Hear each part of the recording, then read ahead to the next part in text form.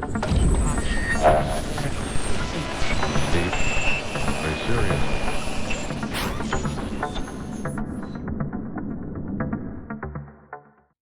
Hi, everyone. This is Ed. I'm back with a vengeance. Just kidding.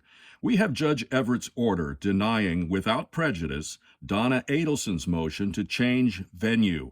The ruling is as we expected. I will go ahead and read it to you. Here we go. Order on defendant's motion for change of venue. This cause comes before the court on defendant's motion for change of venue filed on January 14, 2025. The court, having considered the motion, accompanying memorandum of law and affidavits, footnote 1, at the evidentiary hearing, the court was concerned that defendant's lead counsel was acting as both affiant and advocate. However, defendant subsequently provided a new affidavit from Anthony Bajowski, Esquire, curing any potential facial insufficiency under Florida Rule of Criminal Procedure 3.240, paren B, paren 1, end footnote. Memorandum of law and affidavit reviewed the record and accompanying exhibits, held an evidentiary hearing, and being otherwise fully advised, hereby finds. Background. Defendant has been indicted for first-degree murder, conspiracy to commit first-degree murder, and solicitation to commit first-degree murder. She is accused of committing offenses that occurred within Leon County, Florida.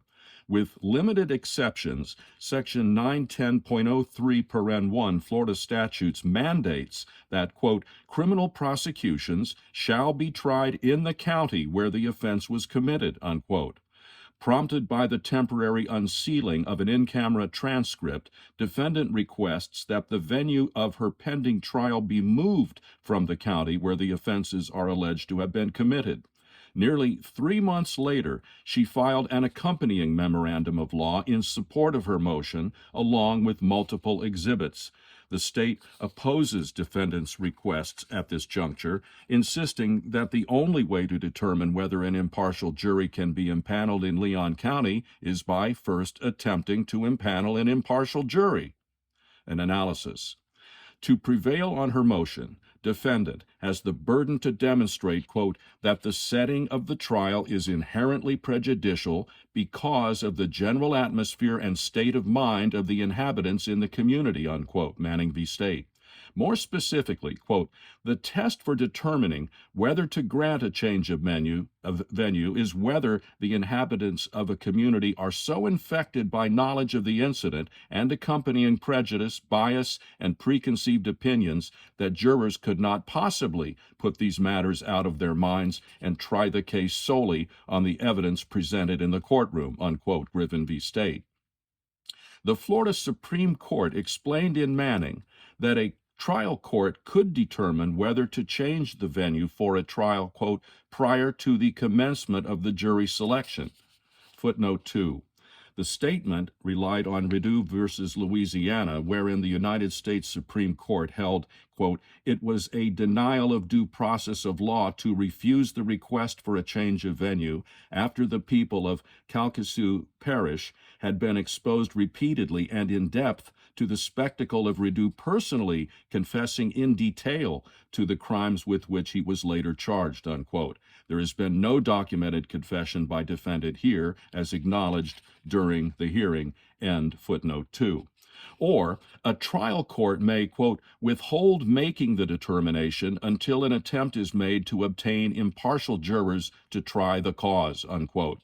As often occurs with the passage of time, legal precedent on a subject evolves. The most recent rulings from the Florida Supreme Court regarding a change of venue require a trial court to make a two-pronged analysis. Trial courts are to evaluate, quoting, 1, the extent and nature of any pretrial publicity, and 2, the difficulty encountered in actually selecting a jury, Smith v. State, citing Griffin v. State. There are various factors for evaluating the pretrial publicity. See Ellerby v. State. One of those factors, footnote 3, these factors include, quote, 1, when the publicity occurred in relation to the time of the crime and the trial, 2, whether the publicity was made up of factual or inflammatory stories. 3, whether the publicity favored the prosecution's side of the story. 4, the size of the community exposed to the publicity. And 5, whether the defendant exhausted all his preemptory challenges in seating the jury. Ellerby. End footnote 3. One of those factors, whether the defendant has exhausted all preemptory challenges, even necessitates proceeding to prong 2. The, quote, critical inquiry, unquote, for prong 2 is, quote, is whether any difficulty encountered in selecting a jury reflected a pervasive community bias against the defendant, which so infected the jury selection process that it was impossible to seat an impartial jury in the county where the trial was held, unquote, quoting Rawling v. State. Both the extent and nature of the pretrial publicity and the difficulty actually encountered in selecting a jury are, quote, critical factors, Carter v. State, unquote, citing Rawling. Defendant would have this court reject these binding precedents and turn this into a one-prong analysis. The court declines to accept this invitation.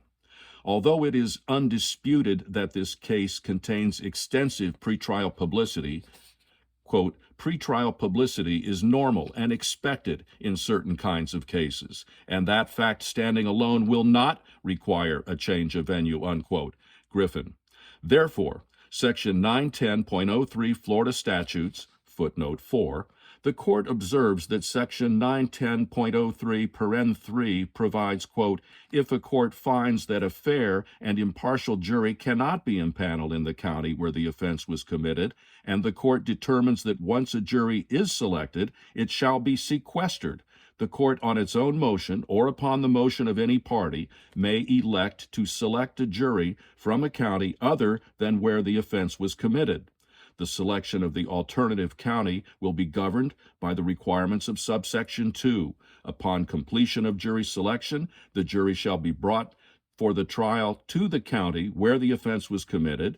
Subsection 2 provides in part that, quote, the court upon a motion of any party shall give priority to any county which closely resembles the demographic composition of the county wherein the original venue would lie, end footnote 4.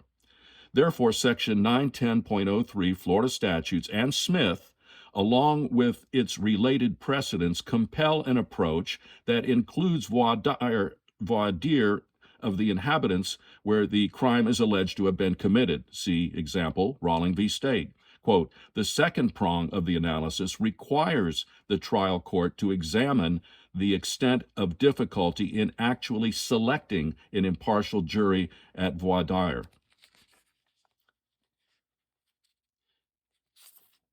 Defendant's approach also ignores the long-standing principle that jurors with prior knowledge or even preconceived opinions as to the guilt of the accused can nevertheless serve on a jury if they can set aside their beliefs and render a verdict based solely on the evidence presented at trial.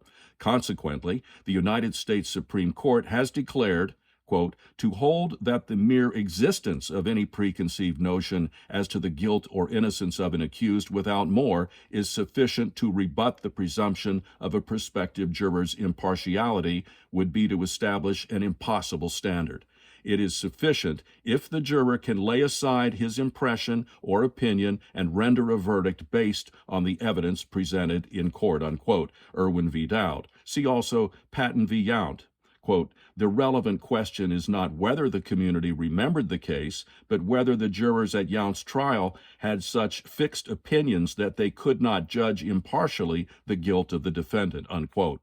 Building on this proposition, the Florida Supreme Court has previously determined that, quote, if prospective jurors can assure the court during voir dire that they are impartial despite their extrinsic knowledge, they are qualified to serve on the jury, and a change of venue is not necessary. Rawling. See also Ellerby, quoting Copeland v. State.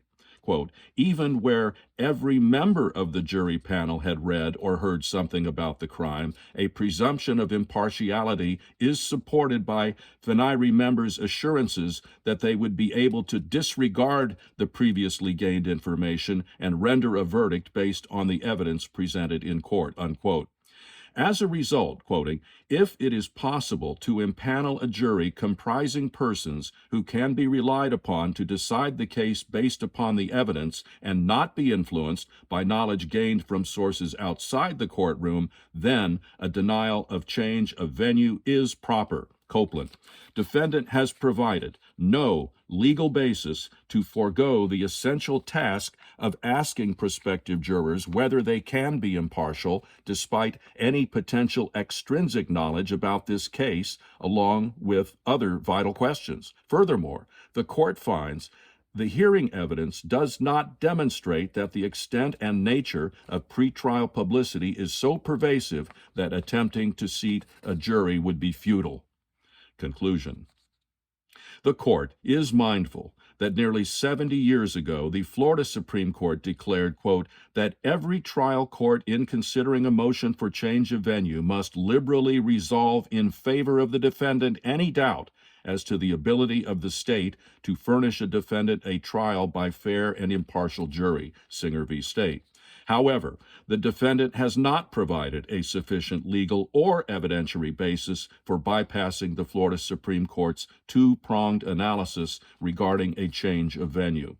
The lump sum of traditional media coverage the defendant cites in her motion draws factual information from court records and proceedings. Defendant has not shown how the local reporting that comprises her evidentiary hearing exhibits is in any different from cases where a change in venue was not required. See Foster v. State. Voir dire is appropriate for excluding prospective jurors who have been otherwise exposed to any inflammatory content. Moving jury selection from Leon County based on the current record before the court would reject the capability of all prospective jurors to set aside any preconceived opinions and assure that their verdict will be based solely on the evidence presented. It would also discard the, quote, firmly embedded principle of criminal jurisprudence that a person accused of a crime must, as a general rule, be tried in the community where the alleged crime took place, unquote, Collins v. State, without first assessing a critical factor in the analysis for changing a venue, Carter.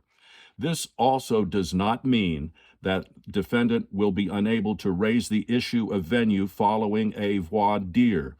It simply means it is too soon to determine whether a change in venue is justified under Florida law. Similarly, the court declines to grant additional preemptory challenges at this time. Defendant may renew her request for additional preemptory challenges after she has exhausted the number afforded to her by law. See Section 913.08, paren 1, paren A, Florida statutes. See also Jackson v. State. Quoting, a trial court in its discretion may grant additional preemptory challenges. There is a right under Florida law to a certain number of preemptory challenges, but there is no right or entitlement to additional preemptory challenges beyond those established in Section 913.08. It is therefore ordered and adjudged that ruling is reserved on the motion for change of venue. Defendant may renew her motion following an attempt to actually select the jury. A change of venue will not be granted unless defendant can demonstrate both prongs of the applicable Florida Supreme Court test. It is further ordered and adjudged that ruling is reserved on defendant's request for additional peremptory challenges until after she has exhausted the number afforded by law. Done and ordered in Leon County, Florida, on Tuesday, July 8th, signed Stephen Everett, Circuit Judge. So, it looks like the trial is going to happen. Jury selection starting on August 19th. We expect that the lawyers will be able to pick a jury, but of course, the defense is likely to raise this issue again during the jury selection process, as did Charles Adelson's lawyers. Indeed, the denial of his change of venue motion is one of the key issues raised by Charles Adelson in his appeal, which remains pending. Today, we have another hearing in the case. Hopefully, no new delays. Till next time, I'm Ed, not AI, Deep Dive True Crime. Hey everyone, I just want to bring up an issue to you guys about fairness. There are several channels that spend a lot of money in bringing live coverage to you from the Donna Adelson case and from other trials. These include Court TV, Law and Crime Network, local channels here in Tallahassee, WCTV, which almost always puts up the camera crew to film a hearing like today's, WTXL, and Deep Dive True Crime, our channels as well. We have people there in person.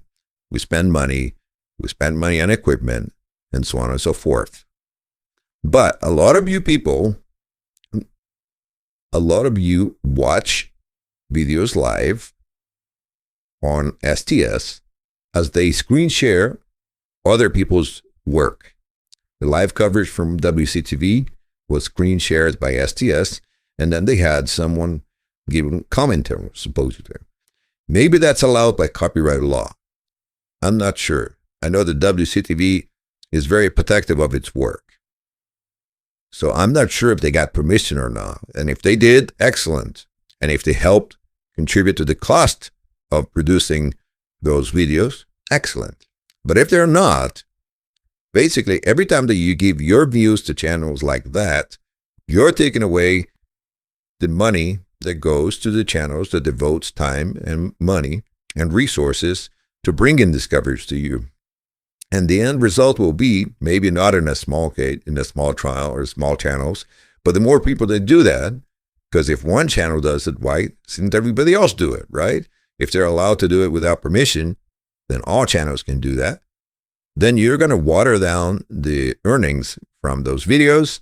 And in the end, you're going to lose out, because then who's going to cover them? All right. So just keep that in mind when you watch on other channels. Try to support the channels that spend the time and money to bring the covers to you in the proper way. All right. All those channels, Court TV, Law and Crime Network, WCTV, WTXL, Deep Dive for Crime. We're all there in person, with crews, often with more than one person there. So hopefully you will support those channels. Thanks for watching Deep Dive True Crime. Thank you for watching today's Deep Dive. If you found this case interesting or have any thoughts, feel free to leave a comment below. Remember, this community thrives on smart and respectful discussion. Don't forget to like, subscribe, and hit the bell to stay on track with our new case videos. We cover new details, court hearings, interviews, interrogations, and more. This is Maya with Deep Dive True Crime and Mentor Lawyer Justice Network, and I'll see you all in the next video.